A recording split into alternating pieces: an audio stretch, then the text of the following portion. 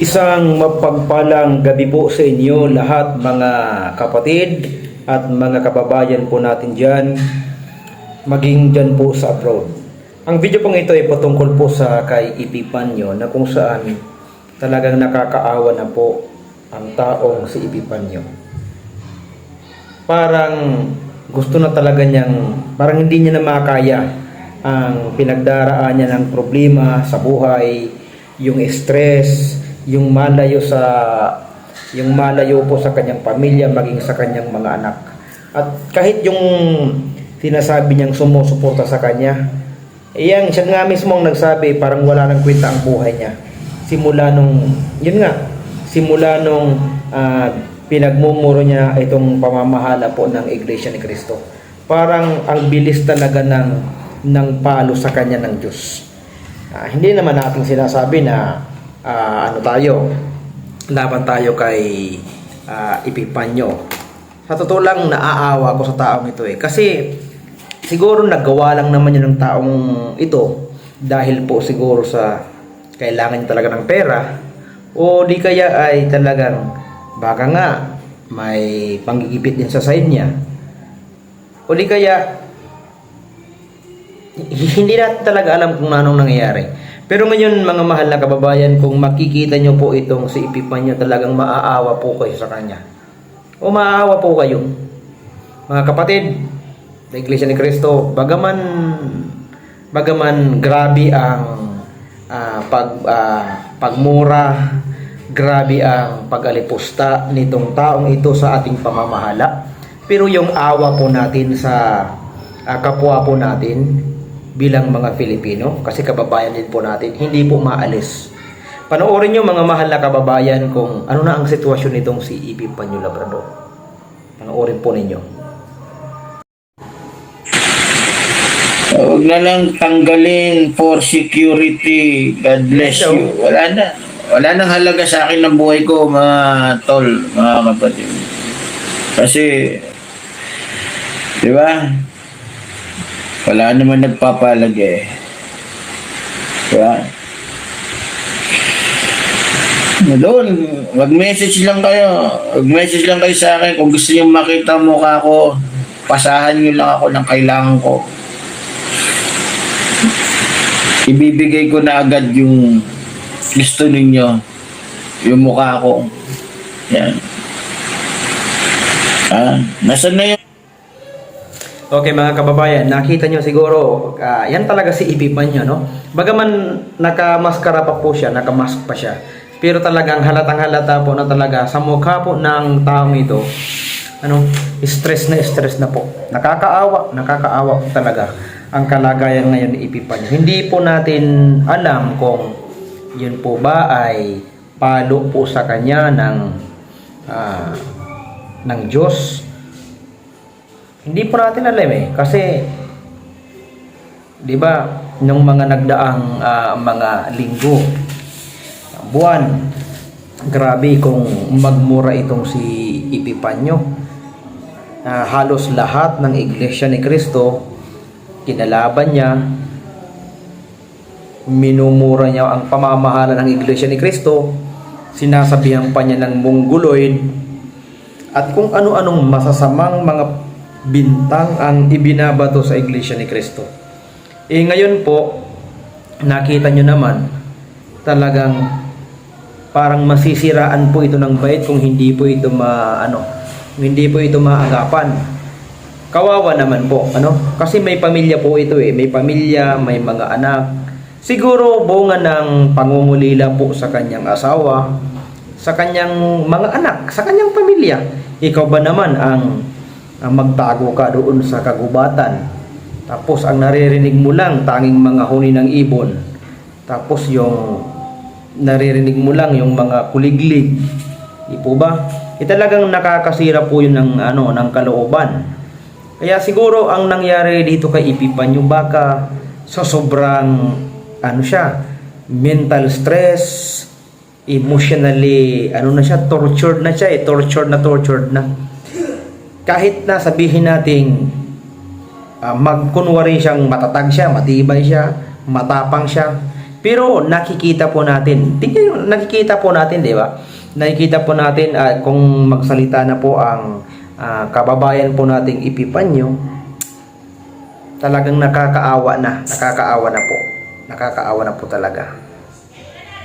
Kaya sana naman matulungan din ng mga sumusuporta po sa kanya, matulungan ng mga kanyang mga kababayan.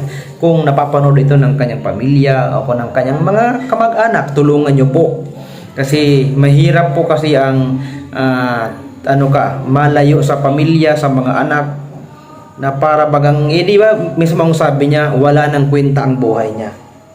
Wala nang kwenta ang buhay niya. Kaya pala, yung mga pag-vlog nitong si Epifanio, yung latest vlog natin, nakita natin, di ba, para pong may sakit na itong si Epifanio. Ito na nga po, halatang halata na po talaga na talagang may hindi magandang nangyayari sa buhay ni Epifanio. Hindi natin alam. O sa mga kapatid po natin dyan sa Iglesia ni Cristo, ay wag naman po nating husgahan na itong si Epifanio. Ano po? Wag na po nating husgahan, wag na po tayong mag-comment ng masama po sa kanya. Kasi kawawa na ang taong ito, kawawa na. Bagaman marami ang mga kapatid na sa Iglesia ni Cristo na nasaktan dahil po sa ginawa nitong si Epifanio, pero siyempre bilang mga Kristiyano, paghariin pa rin natin sa ating puso yung pag-unawa, pagmamahal sa kapwa, at yung habag po sa kanya. Huwag yung galit, kasi ang tao pag nagagalit, talaga wala pong naibubungang mabuti po wala pong naibubungang mabuti sa tao. Ang taong magagalitin, wala pong naibubungang mabuti po yan. At isa pa, utos naman po ng Diyos na ibigin ang kaaway, ibigin ang kapwa gaya ng sarili. At higit sa lahat, utos din po ng Diyos na ang nagtatanim ng sama ng loob, puot sa kapwa, ay mamamatay tao. Ganun po yun. Kaya sa halip na magalit tayo sa taong ito, di ba, nakakaawa. Kasi mali ang tinahak po niyang daan. Ganun po lang po yun. Mali ang nagawa niya. Hindi niya alam na yung nagawa niya ay napakalaking kamalian. Hindi niya po talaga ayun, hinahabol na nga ng maraming kaso. Talagang wala ka nang matatakbuhan. Ngayon, ang pupuntahan mo kung sabog na ang isip mo, hindi ka na makatulog, wala pa ang pamilya mo, nag-iisa ka na lang, wala nang sumusupport sa'yo, nasa kabundukan ka na lang, halos hindi mo maalis yung maskara mo, gawa ng napakarami mo ng naapakang tao, nasaktang tao, na gawa ng nais mong itago ang sarili mo sa isang lugar na halos wala ka namang matataguan, di ba? Kahit saan ka pumuntang lugar, marami po ang makakakilala dahil po ay lagana po sa social media ang ginawa po nitong si Epifanio Labrador. So mga mahal na kapatid, siguro baka palo sa kanya ng Diyos. Ganun lang 'yon. Pero ipanalangin na lang natin na sana wag mangyari na yung kinakatakutan natin na baka masiraan po siya ng bait dahil po sa sobrang stress at depression. Depression po yan. Grabe po ang depression pag umatake po sa tao.